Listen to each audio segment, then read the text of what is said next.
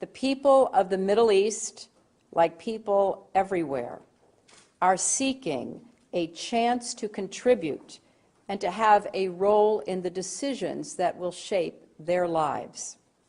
Leaders need to respond to these aspirations and to help build that better future for all. They need to view civil society as their partner, not as a threat.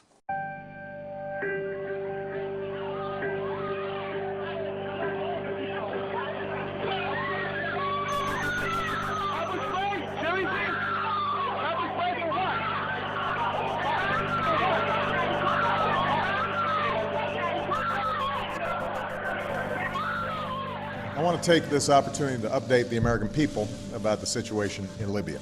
Last month, protesters took to the streets across the country to demand their universal rights and a government that is accountable to them and responsive to their aspirations.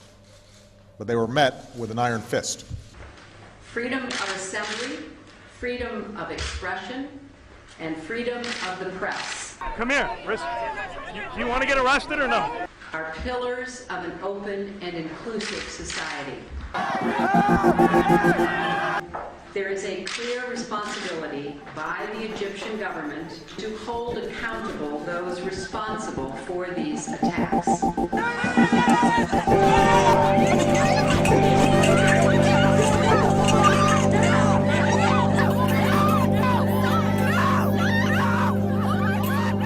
For months, the Iranian people have sought nothing more than to exercise their universal rights.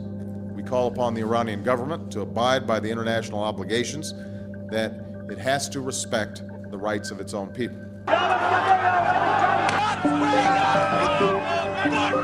We call for the immediate release of all who have been unjustly detained.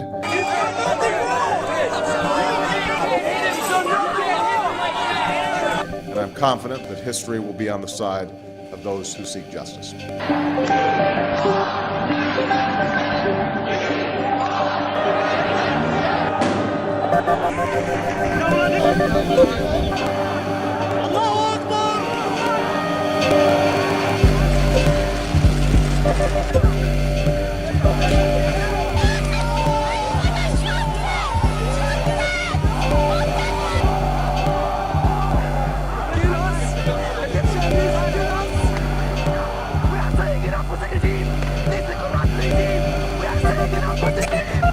I will not stand by and just watch.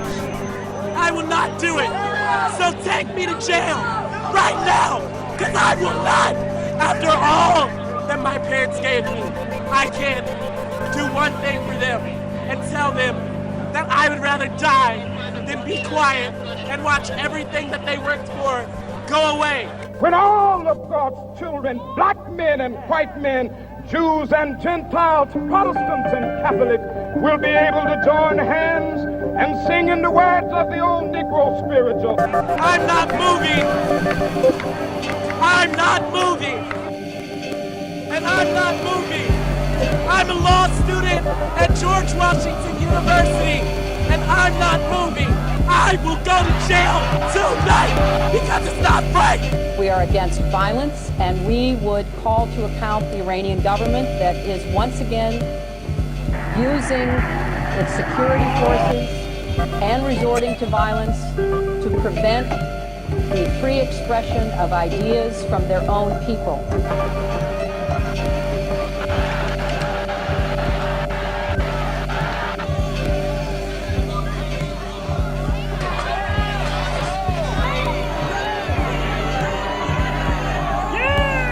Instead of respecting the rights of his own people, Gaddafi chose the path of brutal suppression. Innocent civilians were imprisoned. I have not been read my rights. I have not been told why I'm being detained. We want to know the people who are in there. We want to know all their names, what they're being charged with. And in some cases beaten. You can't breathe, officer. Please get off his neck. I need my inhalant. A campaign of intimidation and repression began.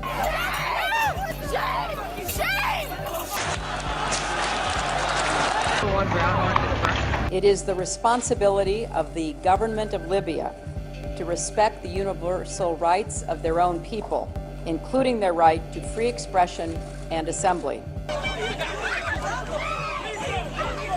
What's his badge number? What is his badge number? Demonstrators have been beaten,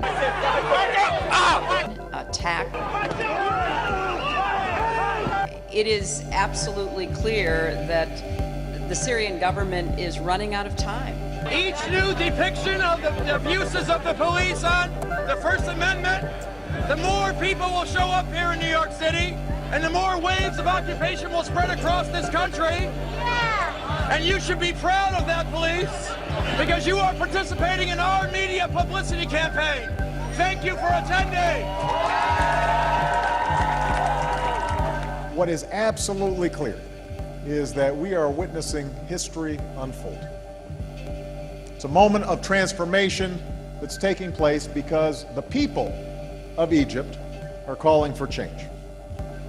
They've turned out in extraordinary numbers, representing all ages and all walks of life. But it's young people who've been at the forefront. A new generation, your generation, who want their voices to be heard.